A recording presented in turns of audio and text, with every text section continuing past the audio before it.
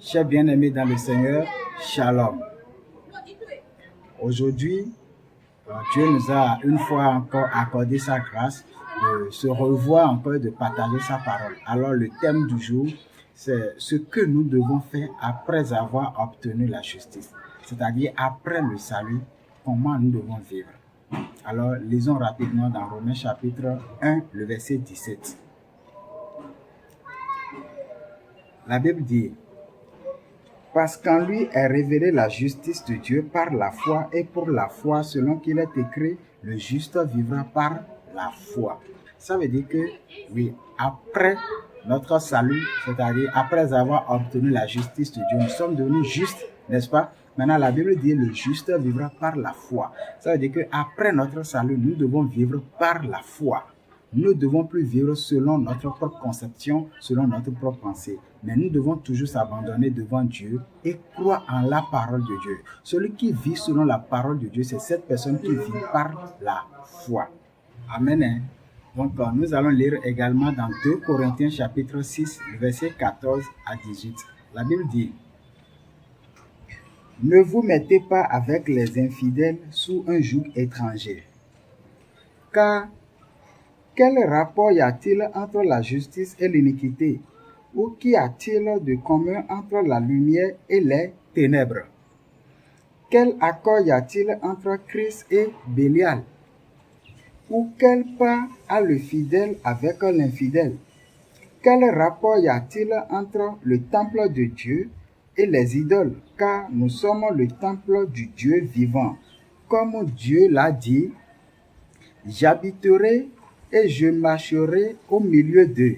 Je serai leur Dieu et ils seront mon peuple. C'est pourquoi, sortez du milieu d'eux et séparez-vous, dit le Seigneur. Ne touchez pas à ce qui est impur et je vous accueillerai. Je serai pour vous un père et vous serez pour moi des fils et des filles, dit le Seigneur Tout-Puissant. Amen.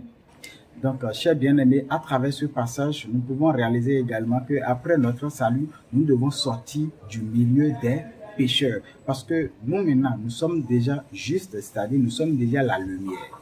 Nous sommes le temple de Dieu vivant.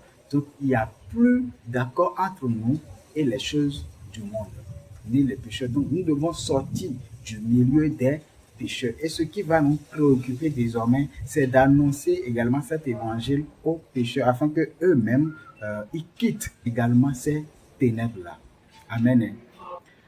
Donc, chers bien-aimés du Seigneur, nous devons savoir ces choses. C'est vraiment important pour nous. Maintenant, si nous quittons l'assemblée des pécheurs, c'est-à-dire si nous sortons du milieu des pécheurs, nous allons où? On va aller où? Lisons dans Actes chapitre 2, à partir de verset 44. La Bible dit: tous ceux qui croyaient étaient dans le même lieu et ils avaient tout en commun. Ils vendaient leurs propriétés et leurs biens et ils en partageaient le produit entre tous, selon les besoins de chacun. Ils étaient chaque jour tous ensemble assidus au temple.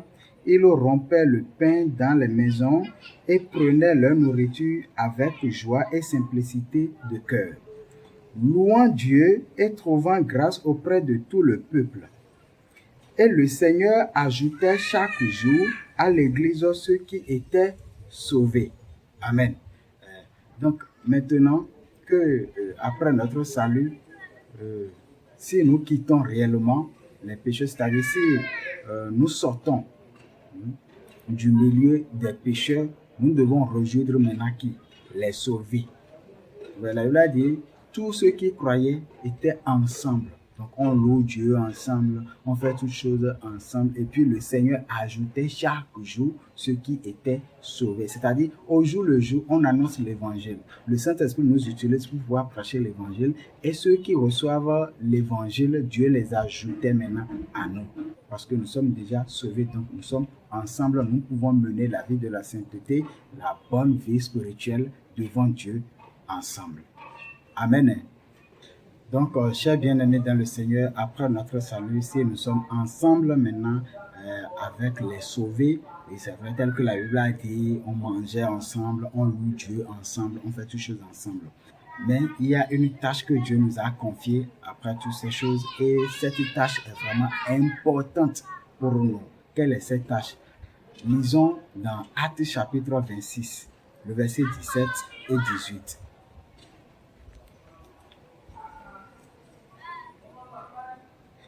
La Bible dit: Je t'ai choisi du milieu de ce peuple et du milieu des païens vers qui je t'envoie, afin que tu leur ouvres les yeux pour qu'ils passent des ténèbres à la lumière et de la puissance de Satan à Dieu, pour qu'ils reçoivent par la foi en moi le pardon des péchés et l'héritage avec les sanctifiés.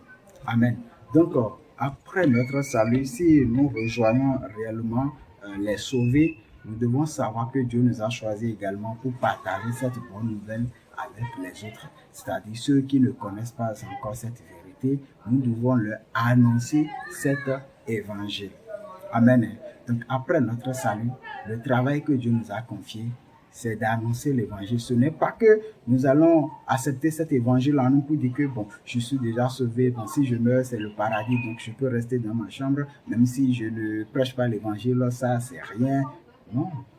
Oui, c'est vrai que nous allons travailler, chercher de l'argent également, mais le travail que Dieu nous a confié, c'est de prêcher l'évangile et nous devons savoir cela, nous devons graver cela dans notre cœur. Et dans n'importe quelle difficulté, dans n'importe quelle situation bonne ou mauvaise, nous devons annoncer cet évangile. Parce que en prêchant l'évangile et en vivant devant Dieu, c'est-à-dire en menant une bonne vie spirituelle, il y a la récompense que Dieu prépare pour nous au ciel. Donc celui qui peut bénéficier de toutes ces récompenses-là, c'est celui qui annonce l'évangile, c'est celui qui vit par la foi. Donc, chers bien-aimés, n'acceptez pas cette vérité et gardez ça seulement dans votre cœur, mais partagez aussi avec les autres. Et puis, vous pouvez réaliser qu'en partageant avec les autres, vraiment, Dieu nous ouvre les yeux davantage et puis on comprend beaucoup de choses. Et aimez toujours à lire la Bible. Amen. Donc, je vous remercie beaucoup et à la prochaine.